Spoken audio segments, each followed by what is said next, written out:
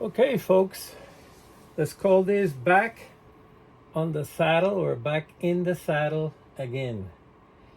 It's been about a year since I last made a video and about a year since I last did any work on this tank. It's a Monkey Rabbit 1/6 scale. A lot of parts are 3D, the rest is wood. And as happens before, different hobbies come up at different times. So I put this, to rest for a while. And maybe it was because the next step was working on the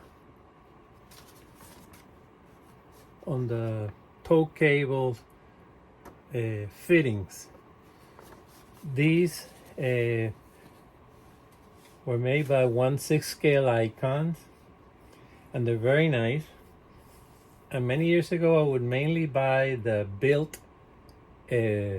fittings, but I never thought I was going to have a third Panther III, so I didn't have for a third Panther III. So I bought a new set, but you have to put them yourself, and you're not gonna believe this, but just those metal fittings and working the different pieces so they fit. These actually move. You can take the tow cables out and put them back in. As you can see, I haven't finished the tow cables yet. I haven't painted the fittings. There was one fitting that was here and here, but the geometry just didn't work, so I skipped that. The geometry will always be a problem because all these tanks are slightly different. But anyway, this video is just like a run around or what's new, what's coming. Next thing, I'll take the tow cables out, paint the fittings, shade them, weather them as with the rest of the tank, cover up for these smudges here, even though it'll be weathered later. Another thing that I started working on is the extra track links that I'm putting on the front. For that, I use this real photo.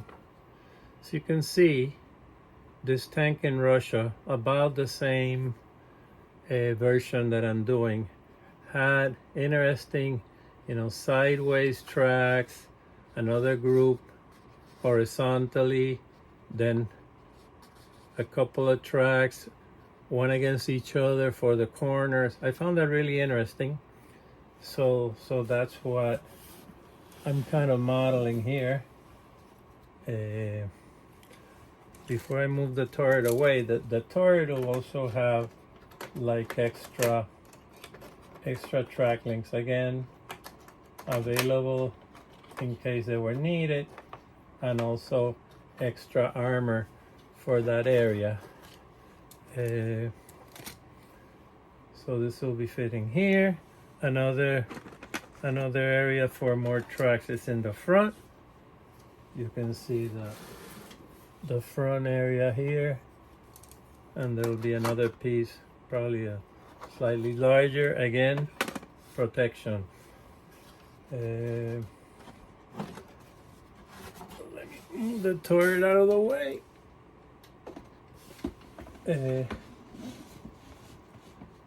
I will blend in some of the photographs that I took. Nothing else in the tank, but again, the first big step in tackling a project that has been abandoned is bringing the tank out to the workbench and get going. So that's what I did. After this, most of the tools are already built. I'll be adding the tools, adding some more weathering.